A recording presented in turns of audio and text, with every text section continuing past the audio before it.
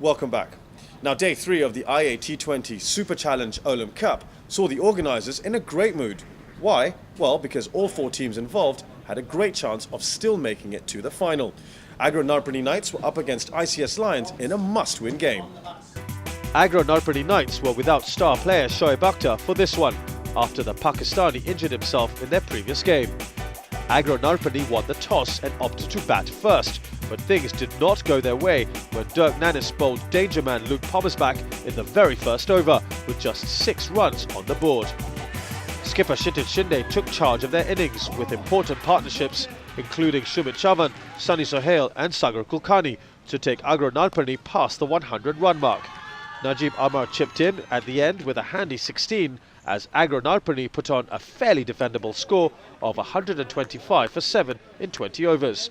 ICS's openers got off to a quick start, scoring 24 runs in the first 4 overs before Phil Charles was bowled by Amjad Mehboob. Anish Param was once again at the centre of ICS's run chase, their 86-run partnership with Naim Islam helping ICS close in on the target. Param scored his second 50 of the tournament as ICS finished on 129 for 4 in 17.5 overs, winning by 6 wickets with 13 balls to spare. The result meant Aggro Narpani were out of the tournament. I mean, it's just great to have him in our side. When he came in, it's like a big moral boost, and good to play with such a great player. He did talk to us, gave us a few pointers on what we're supposed to do. He came and bowled some very good spells, but unfortunately we didn't, really win our games. I think it's wonderful. I mean, the platform that I has provided for all the locals here, with inviting so many great players is really big, and I think this should just happen every year, and this will just keep growing as it is. The final group game of the tournament was between the MES Warriors and the Sentosa Challengers. It was a must-win game for MES, while Sentosa had to ensure maintaining a 20-run win-loss margin to book their place in the final based on the net run rate. MES won the toss and elected to bat, Imran Farhat and Sanas Jayasuriya getting the innings off to a blistering start, putting 35 runs on the board in just 3 overs before Pramod Raja got the hard-hitting Farhat's wicket. Jayasuriya and Res Lockyer continued to build the innings with a 57-run stand before young Singapore cricketer Abhiraj Singh claimed both their wickets, Jayasuriya out for 53. MES's middle order got off to good starts but failed to convert them into big scores. Wickets fell at regular intervals as Sentosa restricted them to 144 with 2 balls left. Sentosa got off to a poor start in their reply, Chetan Suryavanshi falling to Nuwan Zoysa for 5. Step in Kiran Uddhav, who built mini partnerships with Andre Delanga and Russell Arnold to take Sentosa past the 50-run mark. Uddhav and Chaminda Ruwan then shared a 50-run 4th wicket stand to put Sentosa in control of their innings. Imran Farhat finally got the crucial wicket of Uddhav, but it came a little too late.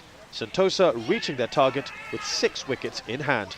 MES Warriors knocked out of the tournament. It's been a brilliant experience in terms of that, you see these guys on TV and then you suddenly see them back, actually playing along with them. It's good fun, and you learn a lot through them, especially Sanat, then we have Imran Farhat, and then we have 2 Australian players.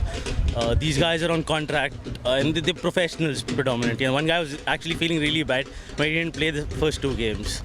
So it's been a good experience. It's a lot of learning involved. We spent about 2-3 days in nets with them. So a lot of tips which we got in terms of that. So overall, the whole atmosphere is really good out here. All 5-6 of us who get along to play with these guys learn a lot, and all of us go back into the Division 1, Division leagues which we play, and carry these experiences and take this forward from here now. So the final was a repeat of the opening game, played between the Sentosa Challengers, who had a 100% win record going into the game, and the ICS Lions, who were peaking at the right time.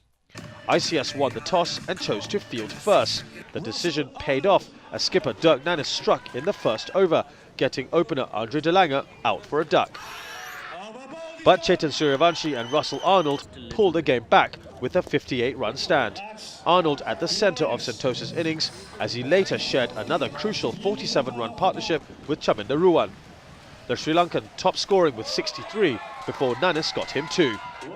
Yogesh Takawale's 34 took Sentosa past the 150 mark, the challengers setting a 154-run target for ICS. ICS's innings also started poorly, losing Phil Childs in the second over with 6 runs on the board. Bangladesh international Alok Kapali and Singapore sensation Anish Param rebuilt the innings with a 63-run stand before Russell Arnold took out Kapali for 51. Anish Param continued to fight for ICS, scoring his 3rd successive 50 of the tournament. Kieran Adav claimed Param's wicket as ICS stood precariously at 119 for 4 in the 16th over. Bangladeshi cricketers Syed Russell and Naeem Islam tasked with clinching the all-important win. Islam and Russell went on the offensive, ICS needing 6 runs off 6 balls in the final over. Russell kept the singles going and hits 2 off the 4th ball to hand ICS the big 6-wicket win. ICS Lions, the champions of the IA T20 Super Challenge Olam Cup.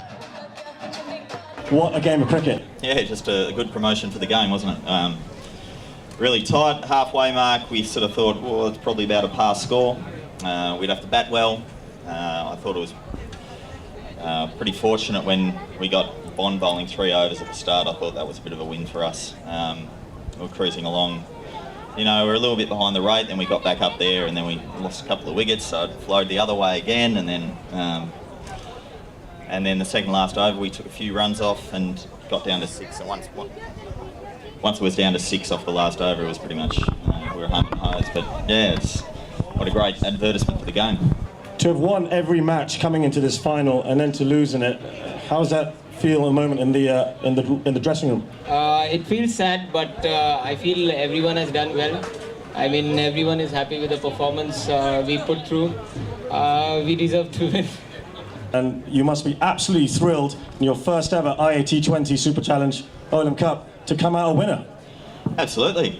First captaincy experience as well, so to come out a winner was pretty good. I needed a couple of guys to give me a bit of a hand though during the whole tournament because I didn't know too much about it.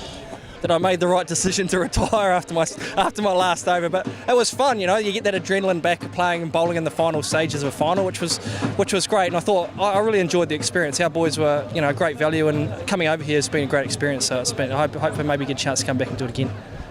Russell was more of a mentor. He was giving a lot of ideas and how to go about it, how to approach it. Shane had his fair bit of saying to prepare for the game. It was good.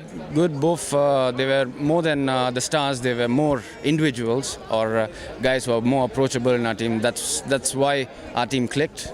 We didn't have much of stars or superstars, but we had a bunch of 11 or 15 guys who could gel, and that could only happen if your stars who joined the team are open and friendly enough, and that's what happened to us.